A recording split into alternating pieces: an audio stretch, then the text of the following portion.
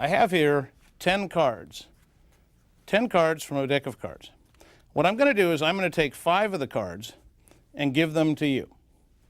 Now you're going to do exactly the same thing I do with the cards. Take the cards and reach behind your back and take one card out, keeping it face down, and bring it right out front like I have here. Now we'll switch cards. Take the card I gave you, put it back into your deck, and reach behind your back, and when you reach behind your back, take that card and turn it upside down with the other cards. Now mix them up a bit. Okay, mix them up again. Now bring the cards back out just like so. Now bring them out here. Spread them apart, and you'll see that each one of us has a card with some writing on it. Now, you could have chosen any one of the 5 cards, and I could have chosen any one of the 5 cards, but in reality, you know what? Turn the cards over, because you can see the only card that would have worked was this one. Thank you.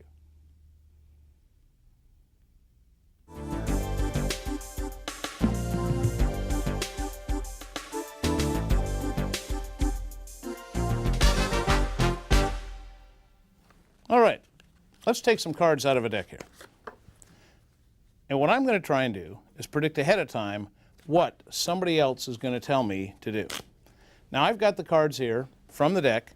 You're going to tell me either to deal a card, and dealing a card would be placing it down on the table one at a time right after each other, just like you would deal in any kind of game. That's dealing.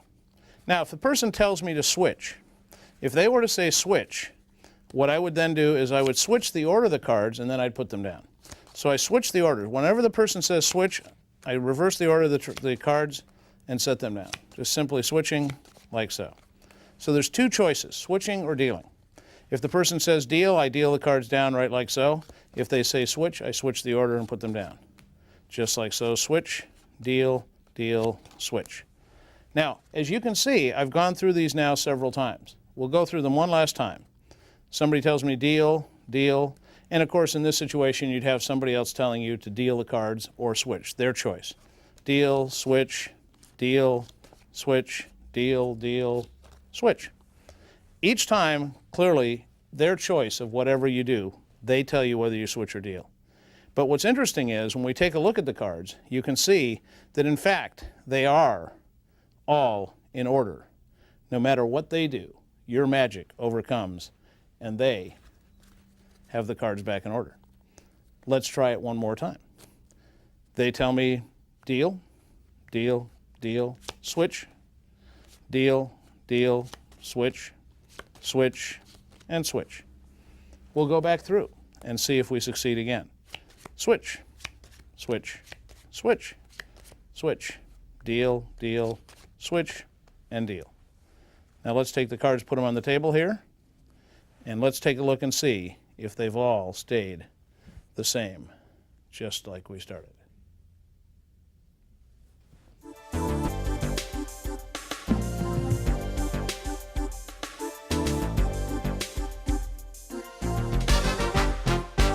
I have here an envelope with a prediction. Inside the envelope is a prediction of something that is about to happen. Now we'll take some cards out of the box here. We can shuffle these cards. The order shouldn't matter one single bit. We'll get them shuffled a little bit more.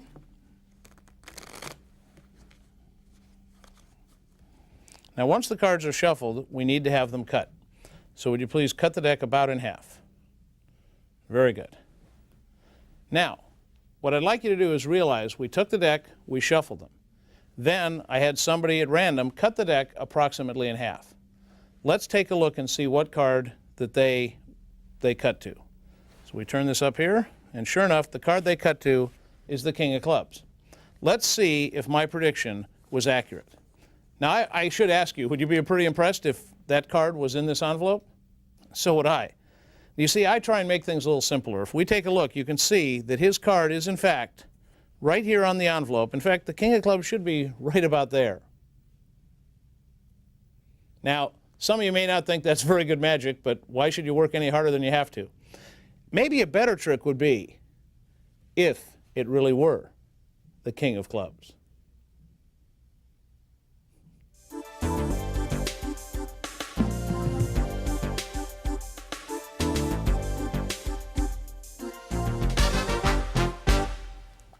let's take a deck of cards, shuffle them up a little bit. Now I'm going to shuffle the cards, but in this case, I'm going to let somebody else do the magic. I'm going to take the cards and place them on the table here in 4 piles. The piles aren't even, and they don't have to be. Now what I'd like you to do is take half of this pile and place it on one of the other 3 piles. Half or more than half, your choice. Go right ahead. Perfect. Excellent. Now take one of these cards, and when I say one, just take the top card. One of these cards goes right here. Excellent. Half of these cards now go right here. Perfect. I knew that's what you do. Take half of these, put them here. Outstanding. One of these goes here. Half of these go here. And one of these goes here. One of these goes here. And half of these go here. Boy, have you done this before? Now take one of these and put it right there. Now I didn't touch the cards at all. I told you which cards to pick and which piles, but you had a free choice of how far you cut and everything else. What's interesting is, if we take a look, on top of each pile should be the 4 kings, just like so. And once again, you did a great job.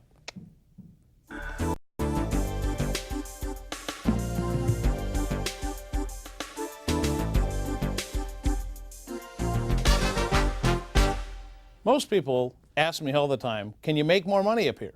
Well, that would be a pretty good trick, but actually it's something you can really do. Let's take right like so 4 nickels. Stack them up nice and neat, right like so. Now I've got a little brass device here. Empty. If you'd like, you can take a look at it.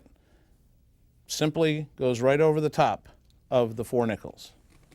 Right like so, just like that. Now, if you wave your hand across the top, let's see if the 4 nickels have increased. In fact, what we now have, where the 4 nickels once were, we now have 4 dimes. Now, how many times a day would you like to do that? And once again, if you'd like, you can look at the brass top.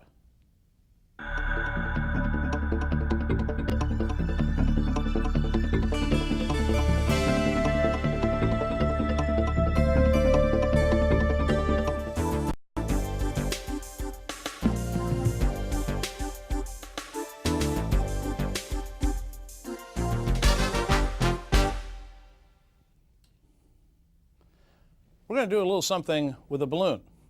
Now the balloon could break, and I don't want to have anything happen to my eyes, so I'm going to put on these little safety glasses here. We're going to take and fill the balloon up.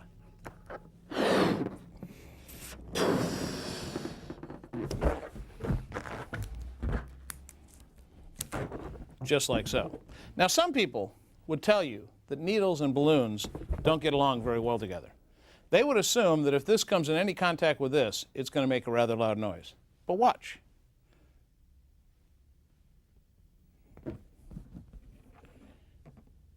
You see, sometimes things that you think aren't really real. It turns out that needles and balloons can work and play well together. Just like so, we can see right through it. We'll slide that through. Some people, though, think it's a trick balloon, but you can see that it's not.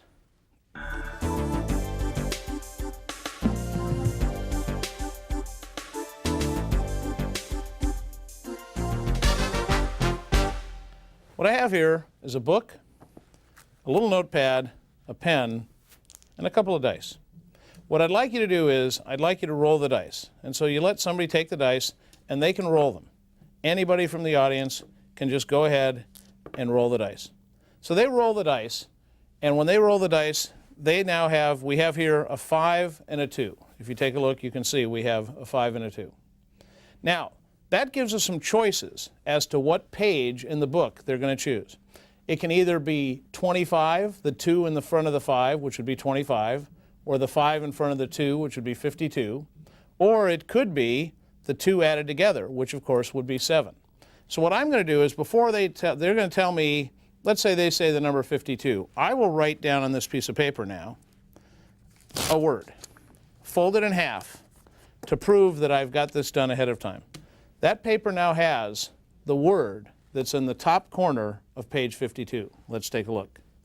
As we page through the book here, we go to page 52, and right up here at the top of page 52, the first word of text says you, Y-O-U. And written right here on the paper is the word Y-O-U.